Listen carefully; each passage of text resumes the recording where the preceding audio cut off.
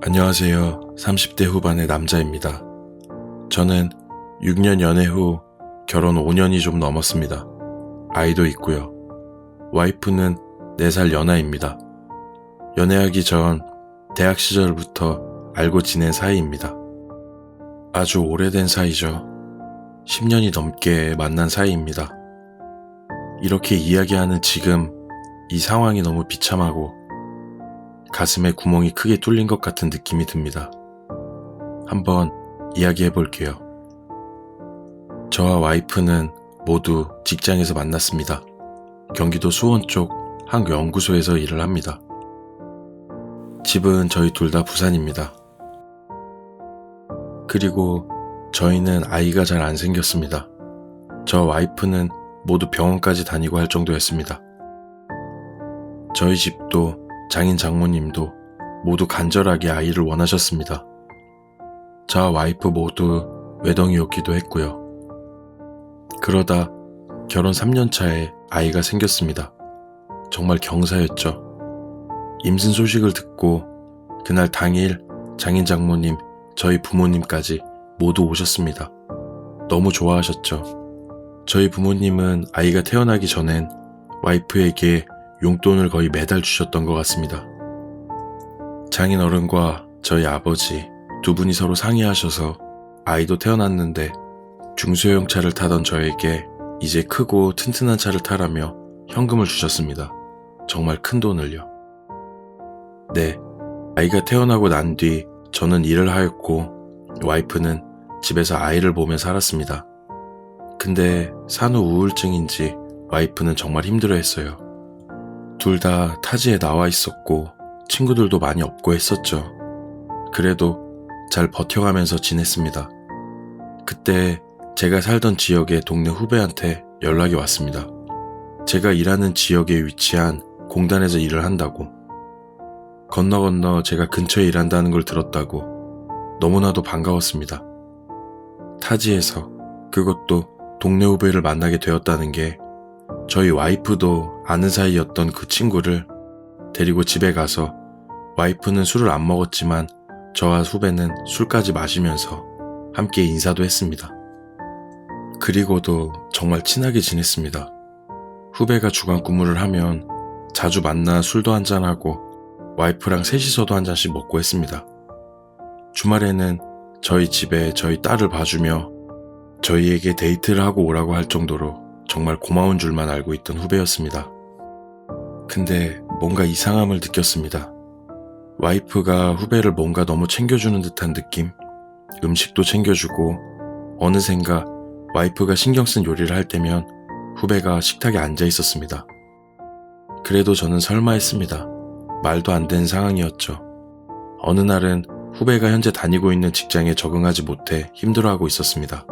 이직을 고민하고 있더라고요. 그래서 저는 더 시간 끌지 말고 이직하라고 했습니다. 나이도 있고 한데 질질 끌다가 이도저도 안 된다고 진심으로 고민을 공유했죠. 그 후배도 공감했습니다. 그리고는 저에게 숙소를 빼면 짐을 맡아줄 수 있냐고 했고요. 저는 그 후배놈한테 짐을 우리 집에 두고 넌 어디 살 건데 라고 물어보니 모텔에 살면서 이직하고 방도 새로 구할 거라고 했습니다. 나름 경력이 없는 것도 아니었던 후배가 금방 직장을 구할 거라 생각을 했고 저는 후배에게 저희 집 방 한 켠을 내주겠다고 했습니다. 저 혼자 생각한 게 아니고 와이프와 함께 고민한 내용입니다. 와이프는 좋다고 이야기를 했고요. 후배는 짐을 먼저 옮기고 난 뒤에 일주일 정도 인수인계 후 퇴사하고 저희 집으로 온다고 했습니다. 그리고 와이프랑 둘이 아이를 재우고 조용히 둘이 TV를 보고 있었는데 와이프가 휴대폰을 보고 있는 모습에 고개를 살짝 틀어 휴대폰을 보니 카톡을 하고 있었고 카톡 제일 위에 그 후배놈이 있었습니다. 가장 최근에도 와이프와 카톡을 주고받았단 소리인 거죠. 카톡이야 뭐 고민도 있었을 거고 짐에 관한 이야기일 수도 있고 그냥 넘어갔습니다. 저는 원래 성격이 그런 거에 집착하고 하는 성격이 아니었고 그냥 믿는 성격입니다. 그리고 그 후배는 저희 집으로 이사를 왔습니다. 저희는 방이 3개였고 아이방과 제 서재 겸 와이프 작업실로 쓰던 그 방을 비워서 후배의 짐을 두고 후배를 쓰게 해줬습니다. 한 일주일 정도 딸아이의 친구가 되어주기도 했고 밤에는 저희와 어울리며 잘 지냈습니다. 저는 그 후배놈이 눈치 볼까 걱정해 생활에도 크게 터치하지 않았습니다. 그러다 직장 구하는 일이 어떻게 되고 있냐 물어보니 제대로 대답을 안 하고 어물쩍 이야기를 하더라고요. 저는 걱정되는 마음에 진심으로 걱정해 주었습니다. 너무 늦어지지 않게 하라고. 그러니까 와이프는 왜 이렇게 눈치 주고 그래 그러더라고요. 저는 눈치 주려는 게 아니라 30대 중후반인 후배가 더 나이를 먹기 전에 일을 시작해야 자리를 잡는다 생각한 거였습니다. 그리고는 그냥 넘어가게 되었죠. 며칠 뒤에 저희 셋은 저녁을 먹으려고 앉았을 때 후배가 자기 취직했다고 더 큰 회사에 더 좋은 대우를 받고 이직하게 되었다고 했습니다. 축하해 주었죠. 술도 한 잔 꺼내서 와이프와 후배만 마셨습니다. 저는 하는 일 특성상 당직 근무가 있습니다. 회사에 일이 생기면 당직자는 12시까지 대기하다 회사로 가는 당직 근무가 있습니다. 일주일씩 돌아가는 일이었고 2, 3개월에 한두 번 정도 돌아오는 당직이었습니다. 타이밍도 정말 기가 막혔죠. 그렇게 저녁자리까지 모두 마친 뒤에 후배는 자겠다며 자기 방에 들어갔고 와이프도 안방에 들어갔습니다. 저는 거실에서 노트북을 켜고 게임을 조금 하려고 했습니다. 회사에서 연락이 왔어요. 시스템에 문제가 생겼다는 내용의 연락. 당직자는 출근하라는 연락. 출근하면 어차피 다음날 비번이기에 저는 와이프에게 이야기를 하곤 출근을 했습니다. 회사까지는 15분 정도 걸립니다.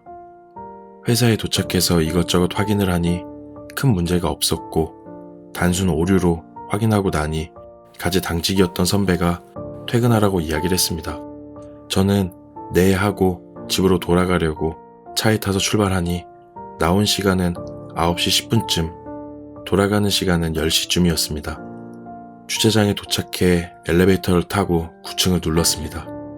엘리베이터가 도착하고 나서 문 앞에 섰을 때 분명한 소리가 들렸습니다. 뭔가 했습니다. 처음에는 설마? 그리고 그 순간부터 저는 정신줄을 놓은 것 같습니다. 멍한 순간 문을 열었는데 선명한 신음소리, 순간 멈추고 난 그 뒤에 정적, 그리고 부스럭부스럭 소리 뒤로 저는 바로 후배의 방문을 열었습니다. 후배의 방은 현관문 바로 앞에 있습니다. 이불을 덮고 있는 와이프, 팬티만 입고 있는 후배, 돌도 안 된 애가 자는 방 옆에서 그 짓거리를 어떻게. 아직도 역겹네요. 주먹을 날릴 거라 생각하신 분도 있겠지만 그 순간 사람이 굳어버리더라고요. 저도 웃긴 게 뭐하냐고 물어봤습니다. 뭐 했는지 뻔히 보였는데 왜 물어봤을까? 그리고 후배놈이 제 쪽으로 오면서 형님 그게 아니고요 하면서 오길래 머리채를 부여잡고 현관으로 끌고 나가 문 밖으로 내던졌습니다. 근데 도우록을 치려고 하더라고요. 진짜 생각할수록 뻔뻔한 놈인 것 같습니다. 저는 열린 문 앞에 서서 다신 발디딜 생각하지 말라고 했습니다. 옷만 챙기겠다는 그 후배놈을 발로 밀듯이 걷어차고 문을 닫아버렸습니다. 와이프는 그 사이 나와서 저한테 오빠 자기 말 좀 들어보라면서 하는데 제가 소리치는 소리에 애가 놀랬는지 애가 울기 시작해서 와이프는 애를 달래러 방으로 들어갔습니다. 저는 와이프에게 나가라고 이야기를 하고 싶었는데 나가면 그놈과 있을 걸 생각하니 도저히 그 말이 입에서 안 떨어지더라고요. 혼자 식탁에 앉아 아까 저녁에 먹고 남은 소주를 병째로 마셨습니다. 멘탈이 박살나고 어떻게 해야 할까 다 때려 부수고 싶고 정신이 오락가락했던 것 같습니다. 와이프가 식탁에 앉으려고 하길래 방에 가 있으라고 했습니다. 와, 진짜 정신이 나간다는 게 뭔지 정확하게 이해하는 순간이었습니다. 저는 우선 소파로 가서 누웠습니다. 술 기운도 오고 얼마나 누웠나 한참 지났던 것 같습니다. 자려고 하면 자꾸만 생각나서 도저히 못 자겠더라고요. 근데 안방문이 스르륵 열리더니 와이프가 나왔습니다. 현관 쪽으로 걸어가더라고요. 제가 일어나서 뭐하냐고 물어보니 화들짝 놀라더니 어물쩍거리더라고요. 제가 너도 같이 나가고 싶냐고 물어봤습니다. 그랬더니 와이프가 무릎 꿇고 빌더라고요. 잘못했다고, 자기가 미쳤다고, 술에 취해서 미쳤었다고. 그 말을 듣는데도 진짜 역겹고 토할 것 같았습니다. 그리고 안방에 들어가 와이프 휴대폰을 집어들었습니다. 비밀번호가 뭐냐고 물어보니까 이야기를 안 해주더라고요. 비밀번호가 뭐냐고 계속 소리를 쳤고 와이프는 그게 아니라고 하면서 이야기를 하길래 비밀번호를 계속 물어보니 결국엔 이야기를 했습니다. 카톡을 들어갔죠. 역시나 저희 집 와서 취직활동한 게 아니라 다른 활동을 진짜 열심히 한 듯 거의 한 달 전부터 다정한 카톡들, 보고 싶다, 뭐 한다, 살냄새 어쩌고 이런 것도 있었고요. 카톡이 거의 없던 건 그 후배놈이 저희 집에 온 날부터였나 봅니다. 참 좋았겠네. 나는 출근하고 없는 자기들 둘이서 2주 동안 거의 매일 붙들고 살았겠다 생각했습니다. 심장이 터질 것 같았고 이게 화가 난다라기보단 불안한 느낌이 강했습니다. 저는 휴대폰을 침대 위에 집어 던지고 다시 거실로 나왔습니다. 와이프가 그 자리에서 따라 나오길래 너 보면 토할 것 같으니까 제발 따라오지 말라고 하고 소파에 앉았습니다. 진짜 오만 가지 생각이 들었습니다. 용서를 해줄까? 내가 쟤를 보고 살 수 있을까? 이혼을 할까? 하면 후배놈이랑 살겠지? 그 정도 생각을 한 것 같습니다. 그렇게 진짜 아침까지 한숨도 못 자고 정신줄을 놓고 있던 것 같습니다. 요동치는 심장에 잠도 안 오더라고요. 아침에 어제 입은 옷 그대로 입고 나가서 회사에서 아프다고 이야기 정도 하고 오려고 했습니다. 그렇게 집 앞을 나가는데 집 앞에 후배놈이 없더라고요. 계단에도 안 보였고 저는 엘리베이터를 그냥 누르고 계단 위아래를 살폈는데도 없었습니다. 저는 주차장에 내려와서 생각을 해보니 뭔가 불안한 느낌이 너무 강하게 들어 다시 집으로 올라갔습니다. 집 앞까지 와서 도어록을 누르고 들어가니 거실에 그 두 년놈이 서 있더라고요. 진짜 기가 찼습니다. 짐을 챙겨 나가고 있던 것도 아니고 거실에 있었습니다. 그때부터 머릿속에 아무 생각도 안 들고 아직도 생생하네요. 당황하던 그 표정들이 그러고는 무릎 꿇고 짐만 챙겨 사라지겠다고 다신 안 나타나겠다고 비는 모습을 봤습니다. 애가 있는 집에서 이게 진짜 뭐 하는 짓인가 했습니다. 그리고는 그 후배놈 뺨을 2대 후리고 나서 1분 줄 테니 다 들고 꺼지라고 했습니다. 후다닥 짐을 챙겼고 저는 소파에 앉았습니다. 와이프는 제 앞에서 무릎 꿇고 그게 아니라고 이야기를 하다가 아이가 울어 또 방에 들어갔고요. 저는 회사에 전화해서 몸이 안 좋다고 이야기를 했습니다. 코로나도 안 걸렸고 9년간 근무하던 회사에서 병가를 쓴 적이 딱 한 번 있었습니다. 맹장 수술했을 때. 그래서 회사에선 별말 없이 알겠다고 하더라고요. 그 후배놈이 사라지고 저는 일어서서 안방문을 열고 아이를 안고 있던 와이프에게 짐이랑 챙겨서 친정에 가 있으라고 이야기했습니다. 와이프도 알겠다고 했고요. 소파에 앉으니 애를 데리고 그놈을 또 만날 것 같은 느낌이 들어서 장인어른에게 전화를 했습니다. 어제 있었던 일을 모두 다 이야기를 하고 저한테 생각할 시간이 필요하니 와서 데려가셨으면 좋겠다고 이야기를 했습니다. 장인은 놀라 아무 말 못하셨고요. 와이프도 웃긴 게 제가 장인이 너 데리러 올 거야 라고 이야기를 했더니 오빠 꼭 그렇게까지 해야 되냐고 그냥 내가 내려가도 되잖아 라고 그렇게 이야기를 하는 겁니다. 지금 상황이 아무렇지 않겠지. 지는 실컷 즐기고 놀았으니까 라고 생각이 들었고 한마디 하려다 아이가 있어서 그냥 거실로 나왔습니다. 그날 저녁에 장인은 저희 집으로 올라왔고 저에게 정말 싹싹 비셨습니다. 잘못했다고. 장모님도 함께 오셔서 한 번만 용서해달라고 와이프를 막 때리고 그리고는 와이프와 딸을 데리고 양산으로 내려가셨습니다. 저는 집에 홀로 남았습니다. 믿을 수가 없었어요. 어제 오늘 꿈을 꾼 것만 같습니다. 아무것도 없던 것처럼 와이프가 거실에 있던 저를 깨우며 게임하다가 또 거실에서 잤냐고 화를 낼 것만 같습니다. 정신이 오락가락하고 안방에는 들어가지도 못했습니다. 그렇게 저는 다음날 출근을 했고 3일 병가를 냈습니다. 제 상태가 말이 아니었는지 선배가 걱정하며 이야기를 했는데 저는 제대로 이야기도 못하고 나왔습니다. 집에 와서 저희 부모님한테는 말씀 못 드렸고 어떻게 말해야 될지도 모르겠다라는 생각에 정말 미쳐버릴 것만 같습니다.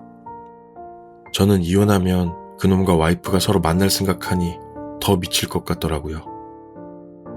그렇다고 같이 살자니 평생 잊지 못할 그 장면을 말로 표현할 수가 없습니다. 10년간 살고 있는 이 집에서도 더 이상 못 살 것만 같습니다. 내가 왜 그 후배놈을 그때 만났을까?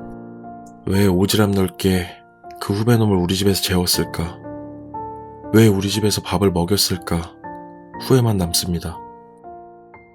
시간이 약이라고 하는 말도 있지만 이 감정이 사라지긴 할까 겁이 날 정도입니다. 그리고 변호사와도 연락을 했더니 후배한테는 상간남 소송을 해야 한다고 와이프에게 위자료를 받는데 재산 분할과 양육비에 관련된 내용은 유책 사유와는 또 별개라고 하더라고요. 그것도 남 좋은 일 하게 될까 두렵습니다. 3일이 지나 저는 다시 출근을 시작했고 아직도 집에 들어가는 것이 정신병에 걸릴 것만 같아 진짜 미쳐버릴 것만 같습니다. 와이프에게는 거의 매일 카톡과 전화가 옵니다. 사과하고 또 사과하는 내용이죠. 어떻게 해야 할지 모르겠습니다. 정말 너무나도 두렵습니다. 내 아이가 태어나고 매일을 행복에 지내던 그 집에 들어가는 게 말이죠.